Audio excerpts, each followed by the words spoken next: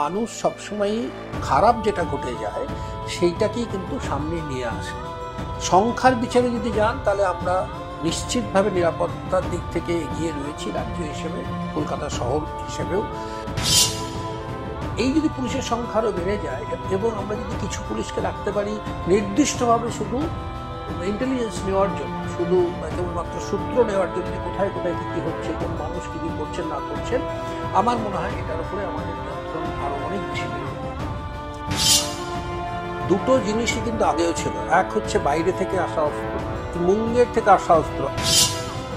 অনেক সমস্যা সেই অর্থে হয়তো সাম্প্রদায়িক সমস্যাই না, কিন্তু সেটাকে এমনভাবে সোশ্যাল মিডিয়াতে বলা হচ্ছে যার ফলে বিভিন্ন সম্প্রদায়ের একটা উত্তেজনা তৈরি হয়ে যাচ্ছে। নমস্কার, বিশ্ব বাংলা সংবাদে আপনাদের স্বাগত। ক্যামেরায় দেবস্মিতের সঙ্গে জয়িতা রয়েছি আপনাদের সঙ্গে। দেশের মধ্যে নিরাপদতম শহরের তকমা পেয়েছে এই মহানগরী। রাজ্যেরও আইন শৃঙ্খলায় দেশের মধ্যে যথেষ্ট উপরের দিকে নাম রয়েছে, বলা যায় শীর্ষ তালিকায় নাম রয়েছে পশ্চিমবঙ্গের। কিন্তু তা সত্ত্বেও বারবার এই রাজ্যের আইন শৃঙ্খলা নিয়ে প্রশ্ন তুলছে বিরোধীরা। কেন? এর কারণ কি? এই সমস্ত প্রশ্ন, তার সঙ্গে থাকছে সাইবার ক্রাইম, যেটা এখন একটা জ্বলন্ত সমস্যা। একই সঙ্গে বারবার নিশানায় আসছে শিশুরা।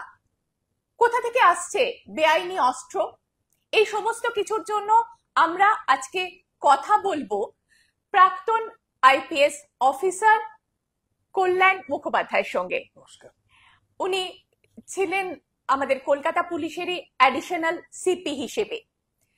প্রথমেই যে প্রশ্নটা আপনার কাছে করব, যে আমরা তো জানি কলকাতা নিরাপদতম শহর, মানে এটা বলছে কেন্দ্রীয় সমীক্ষা। তারপরেও এই রাজ্যের আইন শৃঙ্খলা, এটা নিয়ে এত প্রশ্ন উঠছে কেন? এটা কি কোনো রাজনৈতিক উদ্দেশ্য, নাকি সত্যি এরকম খারাপ কিছু হচ্ছে? দেখুন, আমি আপনাদের একটা কথা বলি। আমরা যদি 10 জন মানুষকে নিরাপদ রাখি, কিন্তু একজন মানুষও যদি নিরাপত্তাহীন হন, তখন সেটাই কিন্তু খবর। আমরা যদি পুলিশ থেকে 20টা ডাকাতি কেস রুখে দিতে পারি, কিন্তু 21তম ক্ষেত্রে যদি ডাকাতিটা হয়ে যায়, সেক্ষেত্রে ডাকাতি হয়ে যাওয়াটাই খবর। অতএব এখানে বিরোধীরা কি করছেন, তাদের রাজনৈতিক উদ্দেশ্য কি, সেটা ছেড়েই দিন, কিন্তু মানুষ সবসময় খারাপ যেটা ঘটে যায় সেইটাকেই কিন্তু সামনে নিয়ে আসে। সংখ্যার বিচারে যদি যান তাহলে আমরা নিশ্চিতভাবে নিরাপত্তার দিক থেকে এগিয়ে রয়েছি রাজ্য হিসেবে, কলকাতা শহর হিসেবেও। কিন্তু ওই যে বললাম, যে বাবা মায়ের মেয়েটির ধর্ষণ হয় বা যে ছেলেটি খুন হয়, তার পরিজনের কাছে তো সেটা কেবলমাত্র একটা সংখ্যা নয়, একটা দুর্ঘটনা। তো সেই জন্য সেইটাই তখন প্রাধান্য পায়। আচ্ছা, এই যে একটা বিষয় নিয়ে বারবার প্রশ্ন উঠছে, বা সম্প্রতি আমরা দেখতেও পেলাম একজন কলকাতার বুকে একজন কাউন্সিলরের ওপর অ্যাটাক হলো, বা মালদহে কিছুদিন আগে দুর্ভাগ্যজনক ঘটনা, দুটি বাচ্চা তারা রিল বানাতে গিয়ে একজনের মৃত্যু হলো, এবং সেখানে দেখা যাচ্ছে তার হাতে বেআইনি পিস্তল ছিল। তো বাইরে থেকে বেআইনি অস্ত্র রাজ্যে ঢুকছে, এই অভিযোগটা উঠছে। উঠছে, কিন্তু যদি আপনি একটু পিছনের দিকে তাকান তাহলে দেখবেন দুটো জিনিসই কিন্তু আগেও ছিল। এক হচ্ছে বাইরে থেকে আসা অস্ত্র, মুঙ্গের থেকে আসা অস্ত্র। আমি যখন ব্যারাকপুরে ট্রেনিং করছি, তখন একজন উচ্চপদস্থ অফিসার একজন ওসিকে ডেকে নিয়ে এসে আমাকে দেখিয়েছিলেন যে কোন অস্ত্র মুঙ্গের থেকে আসে, সেটা কিরকম দেখতে হয়, কোন অস্ত্র পাটনায় তৈরি হয়ে আসে বা কোন অস্ত্র বেঙ্গলে তৈরি হয়, তাদের পার্থক্য কি, সেসব বুঝিয়েছিলেন। মানে তখনও তার মানে বাইরে থেকে অস্ত্র আসতো। অ্যাট দ্য সেম টাইম গত 10-15 বছর ধরেও যদি আপনি দেখেন, তখন এই রাজ্যের বহু জায়গায় কিন্তু বেআইনি অস্ত্র তৈরি কারখানা পুলিশ ভেঙেছে এবং সেখান থেকে অস্ত্র উদ্ধার করেছে। অর্থাৎ এই রাজ্যেরও বিভিন্ন জায়গায় কিন্তু বেআইনি অস্ত্র তৈরি হয়েছে আগে এবং এখনো হচ্ছে, এবং প্রচুর উদ্ধারও হচ্ছে। আমি 3 দিন আগে বলছি, এসটিএফ থেকে অনেক, প্রায় 10টার বেশি আগ্নেয়াস্ত্র, তার সঙ্গে 50-এর চেয়েও বেশি গুলি, সেগুলো উদ্ধার করা হয়েছে। সুতরাং এগুলোও চলছে। একদম এই কথা দাগিয়ে দেওয়া বোধহয় ঠিক না, শুধুই বাইরে থেকে লোকেরা আসছে অস্ত্র নিয়ে আর আমাদের লোকেরা এখানে কিনে নিচ্ছে। তো দুটোই চলছে, পুলিশের রেডও সেই সঙ্গে সঙ্গে সমানভাবেই চলছে। এটা আটকানোর রাস্তা কি? একটা রাস্তা তো ডেফিনেটলি যে আমরা যদি ডিমান্ডটা কমিয়ে দিতে পারি, সাপ্লাই কমেই যায়, কিন্তু সেটা তো একদমই তত্ত্বগত রাস্তা। খুন খারাপই তো হবেই, অপরাধ তো হবেই, অপরাধ একদম বন্ধ হয়ে যাবে তা তো হতে পারে না, এবং সেখানে আগ্নেয়াস্ত্র লাগেই। একটা বড় রাস্তা হচ্ছে, যেটা আগেও ছিল আমাদের, সেটা হচ্ছে পুলিশের নজরদারি। এই আমি এই ক্ষেত্রে প্রশ্নটাতেই আসছিলাম যে নজরদারির কি তাহলে কোথাও অভাব হচ্ছে, বিশেষ করে বর্ডার গুলোতে? না, এইটা বর্ডার গুলোতে মানে কি, এটা তো আমাদের যদি মুঙ্গের বলেন, সেটা তো আন্তর্জাতিক বর্ডার নয়। না। সারা রাজ্যের প্রতিটি প্রত্যেক গজে একজন করে পুলিশ দাঁড়িয়ে থেকে সব লোককে চেক করবে, এটা তো আর হয় না। সুতরাং আমি সেটা বলবো না, আমি বলবো পুলিশ তার যে ইন্টেলিজেন্স পার্টটা, যেটা আগে আরো অনেক বেশি পরিমাণে ছিল, এখন যেটা হয়ে গেছে সেটা হচ্ছে আমাদের পুলিশের সংখ্যাটা কমেছে বিভিন্ন কারণে। কিছু কোর্টের অর্ডার আছে, কিছু চূড়ান্ত যে অ্যাপেক্স কোর্ট রয়েছে, সুপ্রিম কোর্ট, তার কিছু জায়গায় কিছু কেস চলছে। গভর্নমেন্ট কিন্তু যতগুলো পুলিশ দরকার আমাদের, ততগুলো পুলিশ কিন্তু এখনো পর্যন্ত নেই, এবং অনেকটা অনেকটা পুলিশ কমে গেছে, সেই তুলনায় জনসংখ্যা ভীষণভাবে বৃদ্ধি পেয়েছে। তার ফলে, এবং পুলিশকে যেটা করতে হচ্ছে সেটা হচ্ছে শুধু ইন্টেলিজেন্স দিয়ে হচ্ছে না, পুলিশকে প্রচুর আইন শৃঙ্খলাগত সমস্যাকে ট্যাকেল করতে হচ্ছে দুবেলা। তাই পুলিশ যে যে জায়গা থেকে নেবে ইন্টেলিজেন্স, সেই জায়গাগুলো কিন্তু পুলিশের কাছে এখন একটা রুদ্ধদ্বার অবস্থা তৈরি হচ্ছে আস্তে আস্তে আস্তে আস্তে। তো সেখানেই কিন্তু গ্যাপটা। এই যদি পুলিশের সংখ্যা আরো বেড়ে যায়, এবং আমরা যদি কিছু পুলিশকে রাখতে পারি নির্দিষ্টভাবে শুধু ইন্টেলিজেন্স নেওয়ার জন্য, শুধু কেবলমাত্র সূত্র নেওয়ার জন্য যে কোথায় কোথায় কি কি হচ্ছে, কোন মানুষ কি কি করছেন না করছেন, আমার মনে হয় এটার উপরে আমাদের নিয়ন্ত্রণ আরো অনেক বেশি বেড়ে যাবে। আচ্ছা, আর একটা ব্যাপার যেটা বারবার, আইন শৃঙ্খলা ভেঙে পড়া। আপনিও যেটা বললেন যে পুলিশের একটা কম থাকা, এটা একটা ব্যাপার। আইন শৃঙ্খলা ভেঙে পড়ছে, এই মানে এই ধুয়োটা তোলা হচ্ছে কেন? রাজ্যের সম্পর্কে এই অপপ্রচার কেন? দেখুন, আইন শৃঙ্খলার যে সমস্যা, আপনার কি মনে হয় যে আপনি যখন যে সময় ছিলেন সেই সময় থেকে এখন মানে আইন শৃঙ্খলা বিশাল অবনতি কিছু হয়েছে?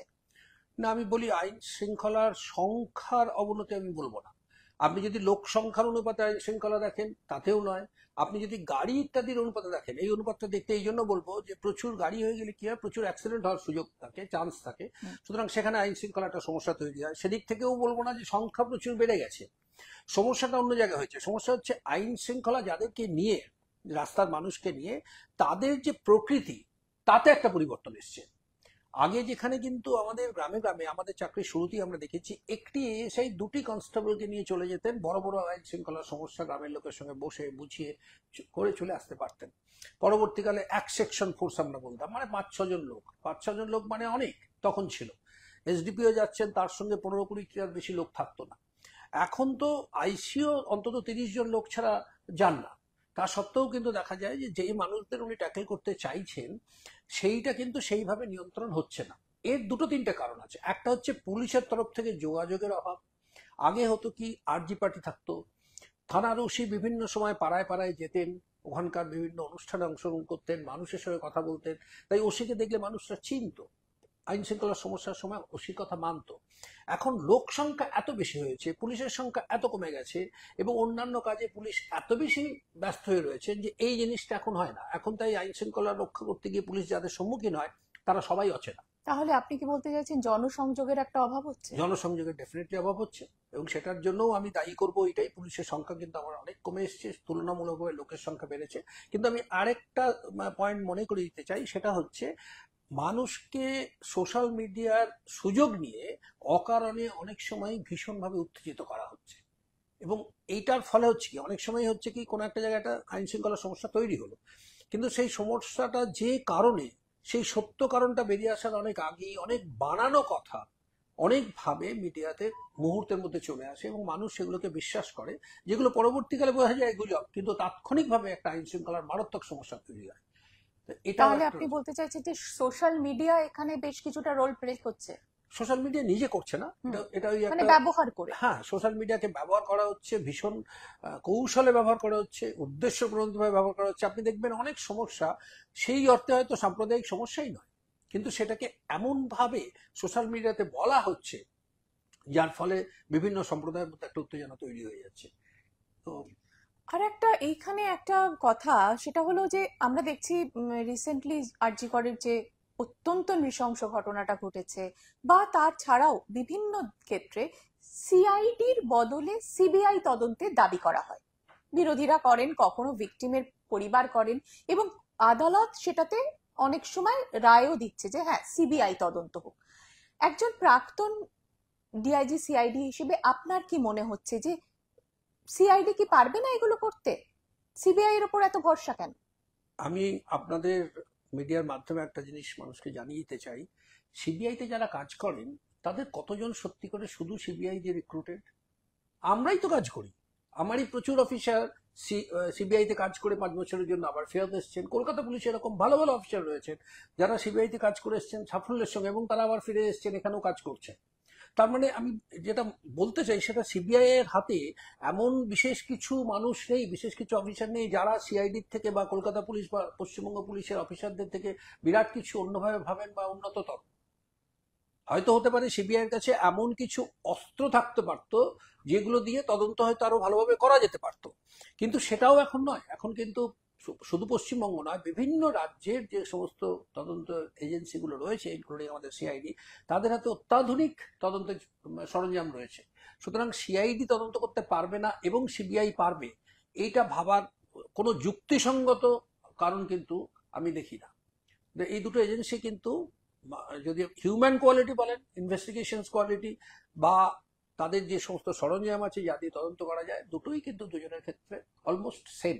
অর্থাৎ বরং সিআইডিও পারে। আমরা যেটা দেখতে পাচ্ছি ধারাবাহিক ভাবে, যে হয়তো অনেক ক্ষেত্রেই দেখা যাচ্ছে যে সিবিআই এর হাতে যাওয়া কেস, যা মামলা বা তদন্ত, সেগুলো কিন্তু অনেকটাই হয়তো কমপ্লিট হচ্ছে না, সেখানে ঝুলে রয়েছে। আমরা সেই নোবেল চুরির ঘটনাই বলি বা অন্যান্য ঘটনাই বলি, সেগুলো কিন্তু ধারাবাহিকভাবে চলেইছে তদন্ত, সেটা কিন্তু শেষ হচ্ছে না। কিন্তু অনেক ক্ষেত্রেই কিন্তু সিআইডির ক্ষেত্রে আমরা দেখতে পাচ্ছি খুব কম সময়ের মধ্যে তারা কিন্তু চার্জ ফর্ম করে অপরাধী ধরে সাজা পর্যন্ত দিয়ে দিতে পারছেন। একদমই, একদমই, যেটাই আমি এইটাই বলতে চাইছিলাম, যে গুণগত দিক থেকে কিন্তু সিআইডি এবং সিবিআই এর কোনো পার্থক্য নেই। রাজনৈতিক দৃষ্টিভঙ্গির দিক থেকে বিচার করে যদি সিআইডি কে না দিয়ে সিবিআই কে দেওয়া হয়, সেটা সম্পূর্ণ আলাদা। কিন্তু সেখানেও কিন্তু একটা বড় প্রশ্ন থেকে যায় যে কতটুকু তার সত্য এবং কতটুকু প্রিজাম্পশন আমি মনে করে নিচ্ছি, কিন্তু সেই মনে করার পিছনে কতটুকু প্রমাণ আছে সেটা কিন্তু যথেষ্ট সন্দেহের। তো সেই জায়গা থেকে হয়তো একটা ট্রেন তৈরি হচ্ছে যে যে কোনো কেস ফেলি সিবিআই কে দিয়ে দাও, যে কোনো কেস ফেলি সিবিআই কে দিয়ে দাও। এতে যেটা হচ্ছে আরো, সেটা হচ্ছে সিবিআই এর উপরে লোডটা অনেক বেশি বাড়ছে। তাদেরও তো সংখ্যাটা সীমিত ইনভেস্টিগেটরের, এবং ন্যাচারালি তাদের পক্ষেও এটা সম্ভব হচ্ছে না, যেটা আপনি বলছেন। তাই জন্য দীর্ঘসূত্রিতা আসছে, অনেক সময় বেল পেয়ে যাচ্ছে যারা আসামি, এবং আলটিমেটলি হয়তো কিছু সাজাও হচ্ছে না। আর একটা প্রশ্ন, আজকে যদি মিডিয়া আমরা দিকে নজর রাখি, সংবাদ মাধ্যমের যে কোনো পর্যায়ে, সে সংবাদপত্র হোক, প্রিন্ট মিডিয়া মানে সংবাদপত্র, বা টেলিভিশন অথবা নিউজ পোর্টাল, যেখানেই আমরা খুলি না কেন আমরা বারবার দেখতে পাচ্ছি অপরাধমূলক খবর যেগুলোকে বলছি, তার সংখ্যা অনেক বেশি। তাহলে কি এটা ধরে নেওয়া হবে যে সমাজে অপরাধটা বাড়ছে, নাকি এর খবরগুলোর ওপর বেশি ঝোঁক হচ্ছে? মানুষ অন্ধকার দিকটা কিন্তু সবসময় পছন্দ করে, এবং যার জন্য দেখুন না, যে বিভিন্ন অপরাধের উপরে যে সমস্ত সিরিয়ালগুলো চলে, অত্যন্ত গুণগত দিক থেকে অত্যন্ত খারাপ মানের হলেও সেগুলো কিন্তু বছরের পর বছর চলতে থাকে। নিশ্চয়ই মানুষ এগুলো দেখেন, নাহলে তো চলতো না। কিন্তু এখানে আরেকটা জিনিস মিডিয়া কিন্তু করার চেষ্টা করছে, অনেক মিডিয়া খুব সচেতন ভাবেই করছেন, সেটা হচ্ছে যে মানুষের মধ্যে একটা ধারণা উস্কে দেওয়া যে অপরাধটা যা হয়েছে হয়েছে, কিন্তু অপরাধীদেরকে রাজনৈতিকভাবে ক্ষমতাশালী মানুষ অথবা ক্ষমতাশালী অফিসাররা লুকিয়ে রাখতে চাইছেন। এইটা কিন্তু সাধারণ মানুষকে মানসিকভাবে একটা জায়গায় নিয়ে যাচ্ছে, একটা হয় অসহায়তা অথবা একটা এক ধরনের রাগ বা ক্রোধ তৈরি হচ্ছে, যে আমরা কেন অপরাধীদেরকে কেন আড়াল করা হবে। আড়াল করা হচ্ছে কি না হচ্ছে সেই প্রশ্নের মধ্যে কেউ যাচ্ছে না, আড়াল করা হচ্ছে বলে দিলেই মানুষ সেটা ভীষণভাবে বিশ্বাস করছে। এই জন্য যে তাদের একটা আতঙ্ক থেকে, ভয় থেকে তারা এই বিশ্বাসের মধ্যে পৌঁছচ্ছে, যে তাহলে কি যারা আমরা সাধারণ মানুষ, তাদের কোনো জায়গায় কোনো রকম ভাবে রক্ষা করার কিছু নেই। তো এইটা কিন্তু যে মিডিয়ারা যে এই যে রোলটা প্লে করছেন, এটা সমাজে কিন্তু ভীষণভাবে একটা এফেক্ট করছে সাধারণ মানুষকে, এবং তারাও খুব বেশিভাবে এটাতে প্রভাবান্বিত হচ্ছেন। আচ্ছা, এই যে সাইবার ক্রাইম, আপনি দীর্ঘদিন এটা নিয়ে কাজও করেছেন, এখনো আপনি বিভিন্ন জায়গায় সেই বিষয়ে লেকচার দিতে যাচ্ছেন। এই সাইবার ক্রাইম বিষয়টা এমন জায়গায় পৌঁছেছে যে গভর্নমেন্টের দেওয়া একটা অনুদান, ট্যাব যেটা, সেইটাকে পর্যন্ত তারা মানে গায়েব করে দিতে পারছে, সেই অ্যাকাউন্ট পর্যন্ত জালিয়াতি করতে পারছে। এটা কিভাবে সম্ভব, আর এটা আটকানোই বা যায় কি করে? সাইবার ক্রাইম অন্য সমস্ত ক্রাইমের থেকে ইন্টারেস্টিং এই জন্য যে এর যে পদ্ধতি সেটা মুহুর্মুহু চেঞ্জ হয়। আমি একটা ছোট উদাহরণ দিই। ধরুন একটি কোম্পানি গ্রামে গ্রামে বিভিন্ন জায়গায় গ্রামবাসীদেরকে ধার দেন টাকা, এবং তারপরে মাসে মাসে ইনস্টলমেন্টে টাকা শোধ নেন। তার জন্য তার কর্মচারীরা আছে। কর্মচারীরা কোম্পানি হেড অফিসকে জানিয়ে দেয় যে রামের অ্যাকাউন্ট নাম্বার এত, শ্যামের অ্যাকাউন্ট নাম্বার এত, এইখানে টাকা জমা পড়বে। যে ধারটা দেওয়া হবে 50,000 টাকা, সেটা রামের এই অ্যাকাউন্টে জমা পড়বে। ওই কর্মচারী যদি এটা করেন যে এই রামের অ্যাকাউন্টটার বদলে নিজের ভাইয়ের অ্যাকাউন্টের নাম্বার দিয়ে দেন, তাহলে সেইটা চেক করার যদি সিস্টেম না থাকে এবং সেটা খুব রোবাস্ট যদি না হয়, তাহলে অটোমেটিক্যালি কোম্পানি যখন অ্যাকাউন্টে টাকাটা দেবে তখন টাকাটা কিন্তু এই ব্রাঞ্চ অফিসারের ভাইয়ের নামে চলে যাবে। রাম পাবেন না, শ্যাম পাবেন না। আমি জানি না তদন্তে কি হচ্ছে বা কি পাওয়া যাচ্ছে, তবে ট্যাবের কেসটা দেখেও আমার সেরকমই মনে হচ্ছে যে কোনো এক জায়গায় কোনো একজন বা দুজন বা কয়েকজন মানুষ তারা এইটার সুযোগ নিয়েছেন, যে তাদের উপরে আমরা আস্থা রাখছি, তো তারাই তো অ্যাকাউন্ট নাম্বারটা ইনপুট করছেন। সেই অ্যাকাউন্ট নাম্বারটাই যদি ভুল ইনপুট করেন, তাহলে ন্যাচারালি টাকাটা যার পাওয়ার কথা ট্যাব কেনার জন্য তার কাছে না গিয়ে অ্যাকাউন্টটি যার নামে করা হয়েছে তার কাছে চলে যাবে। কিন্তু তবুও বলবো, যদি আপনি দেখেন যে আজ পর্যন্ত কত মানুষকে ট্যাবের টাকা দেওয়া হয়েছে আর কত কটা মানুষের সামান্য এই ট্যাবের টাকাটা ভুল জায়গায় গেছে, সেটা কিন্তু খুব কম, খুবই কম। এবং তার পরে পরেই যদি আপনি দেখেন যে পুলিশ, কলকাতা পুলিশ এবং রাজ্য পুলিশ কিভাবে তৎপর হয়ে একটার পর একটা অ্যারেস্ট করেছেন এবং এই পুরো র্যাকেটটাকে অলমোস্ট বাস্ট করতে পেরেছেন, তাতেই বোঝা যায়, আপনার আগের প্রশ্নের উত্তর এখানেই দিচ্ছি, তাতেই বোঝা যায় যে আমাদের পুলিশের ক্ষমতাও এবং তদন্তের যে ক্ষমতা সেটা কত দূর, যেখানে এইখানেই সম্ভব। আমাদের একদম শেষের দিকে আমরা চলে এসেছি। সেটা হচ্ছে বিভিন্ন আন্দোলন থেকে, বিশেষ করে একদম রিসেন্ট যদি আরজি কর আন্দোলন বলি বা অন্যান্য আন্দোলন থেকেও বারবার পুলিশের ওপর কিন্তু আক্রমণ হচ্ছে। শুধু যে শারীরিক হেনস্থা বা তাদের মারধর বা তাদের লক্ষ্য করে ইট ছোড়া তা নয়, তাদেরকে ভার্বালিও অনেক কথা বলা হচ্ছে, তাদের নামে স্লোগান উঠছে, তারাই আইন শৃঙ্খলা ওখানটা দেখছেন এবং তখনই তাদের নামেই স্লোগান দেওয়া হচ্ছে। এইটা কি কোনোভাবে পুলিশের মনোবলকে ভেঙে দেয়? না, একদমই না, একদম না। আরজি করের ঘটনা বরং সেটাকে আরো প্রমাণ করেছে যে আমি এখনো নিজেকে পুলিশ পরিবারের একজন বলেই মনে করি, রিটায়ার করার পরেও, যে আমাদের পরিবার কিন্তু ভীষণভাবে সুসংহত এবং সংঘবদ্ধ রয়েছে, মনোবল ভাঙার কোনো প্রশ্নই নেই। কিন্তু যেটা হচ্ছে সেটা হচ্ছে যে পুলিশ হচ্ছে সফট টার্গেট, আজকে বলে না সব সময়। এর একটা বড় কারণ যেটা আমি চাকরি করতে ফিল করেছি, সেটা হচ্ছে আমার বক্তব্যটা কিন্তু আমি কাউকে বলতে পারি না। আপনি সমস্ত এজেন্সিকে দেখুন, যে যেখানে যাকে আপনি কিছু বলবেন তার কিন্তু একটা প্রেস কনফারেন্স ডেকে বলার অধিকার রয়েছে, কিন্তু আমার কিন্তু সেই অধিকারটা নেই, আমি করতে পারি না। আমি কোনো ইউনিয়ন করতে পারি না, আমি দাঁড়িয়ে রাস্তায় বলতে পারি না যে না আমার পুলিশ এই, আমার পুলিশ ভালো, আমার পুলিশ এই করেছে। আমি শুধু ক্ষমতা কি, আমার তদন্তে কতটুকু অগ্রগতি হয়েছে সেইটুকু অফিসিয়ালি বলার ক্ষমতা আছে, আর কোনো কিছু সাপোর্ট করার আমার ক্ষমতা নেই।